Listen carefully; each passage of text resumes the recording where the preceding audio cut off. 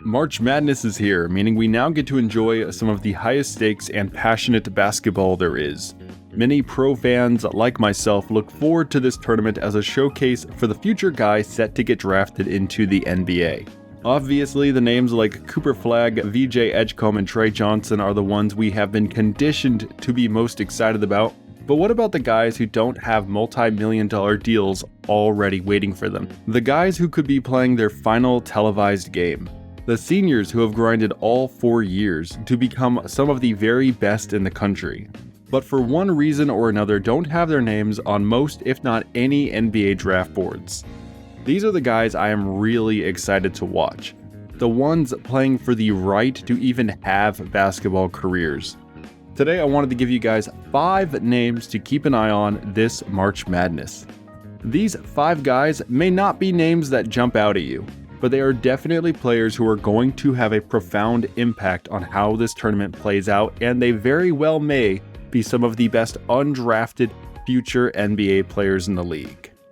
Before we dive in, please do me a big favor and like the video, as it helps me out far more than I think you guys realize, and subscribe for more basketball related content. I am trying to reach 1 million subscribers by the final 4, so let's make that happen. The first senior I want to bring up is Ryan Nembhard, a point guard for the Gonzaga Bulldogs.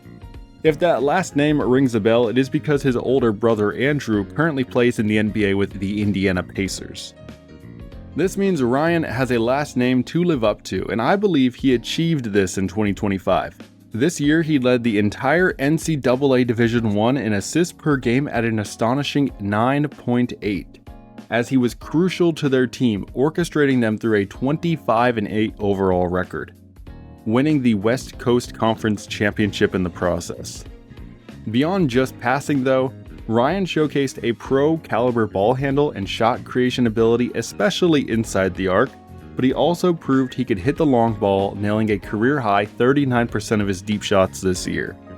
Of course, the critics will point to his smaller size at 6 foot even as to why he can't be taken seriously in the NBA, and you know what, they're right. We have never seen a small guard with unremarkable athleticism excel in the NBA. It is an absurd idea. Big galaxy brain thinkers, these scouts. But that doesn't matter right now. What is important right now to Ryan and Gonzaga is their first match on Thursday against Georgia. It is expected to be one of the best games of the day, so I expect many people to tune in and have their understanding of what makes a basketball player successful change.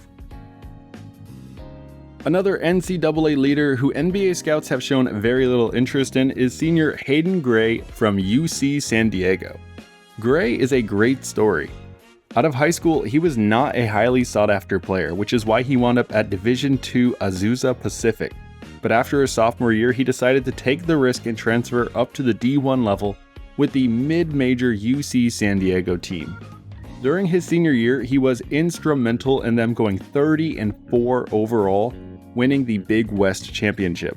Gray made his name as a defensive hound as he averaged a staggering 3.2 steals per game, which led the entirety of the NCAA Division I. But he is not just a one-trick pony defensive specialist. On offense, he did an excellent job with both his shot making as he knocked down the 3 ball at an extremely impressive 43% rate, and he moved the ball well to tally 3 assists per game. He and UC San Diego aren't expected to go far in the tournament, but it all starts with a single game. Thursday, they will try to do the incredible against the University of Michigan.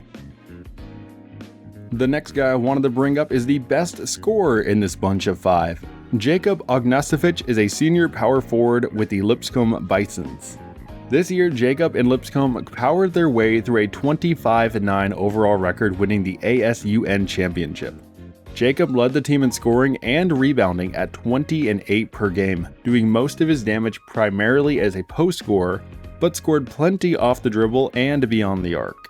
He is not the most physically impressive athlete on the court, no one on this team is, which is a big reason you aren't hearing his name discussed in NBA conversations. But he is very patient with the ball, and thanks to his low center of gravity and high basketball IQ, he is able to move defenders to score plenty of bunnies under the hoop, and he is a capable passer out to the perimeter shooters. His defense admittedly leaves a lot to be desired, as he is not the quickest or bounciest, but he makes things happen offensively inside and out, which is fun to watch. Lipscomb has a tough round 1 matchup with Iowa State on Friday, and it will without a doubt be the biggest game of Ognjenović's career. I am expecting a passionate performance. The next senior I wanted to highlight is one of the best rebounders in the country. The 5th year from Nicaragua, representing the Baylor Bears, Norchad Omier. Despite being built like a tank and winning the strength battle most nights, Norchad stands a mere 6'7", which causes some problems for him defensively against proper 5s, but he fights to the best of his ability and makes things happen with boxing out, setting screens, and fighting for loose balls. On offense, he did most of his work in the paint, using his strength, but he did showcase some ball handling and even some shooting a bit here and there. Norchad averaged 15 points and 10 rebounds per game, while shooting 62% on his 2s. He was their glue guy and veteran leader, even as a transfer playing in his first and only year with the program. Baylor's 19-14 record doesn't do them justice, as they competed in the brutal Big 12 conference with 5 nationally ranked teams. The committee recognizes this and ranked them as a 9 seed in the first round, set to take on Mississippi State on Friday. It will be fun to see how Norchad and company fare here. And for the final senior, in case you did not notice, the lone big-time single stat left would be blocked shots, and for this I wanted to highlight Nate Biddle of the Oregon Ducks. I really like watching this guy play basketball.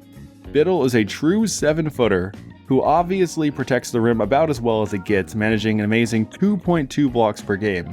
But he is more than just a tall college shot blocking specialist. Biddle has a pretty shooting stroke that he is confident taking even well beyond the arc. He can also play around the hoop and get very physical when needed, and his passing is better than most 5s at this level. If he were a better athlete, he would surely be an NBA draft pick.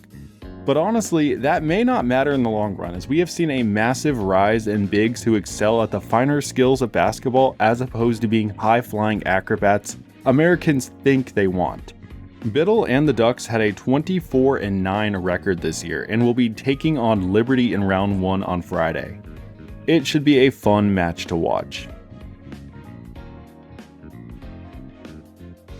So there you guys have it, 5 college seniors I think are worthy of keeping an eye on during the NCAA March Madness tournament. Obviously, I only talked about 5 here, and there's going to be a lot more, some that I haven't even noticed, some that you probably haven't even noticed. I think March Madness is fun. I'm an NBA fan, I'm a professional basketball fan, so I admit I haven't been following these guys all year long. But I like doing scouting videos, I like looking into future NBA players, and these are the ones that really stood out to me, who probably aren't getting enough respect for what they have accomplished this year.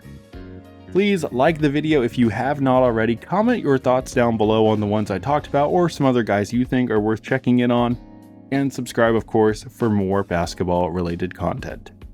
I will see you all next time.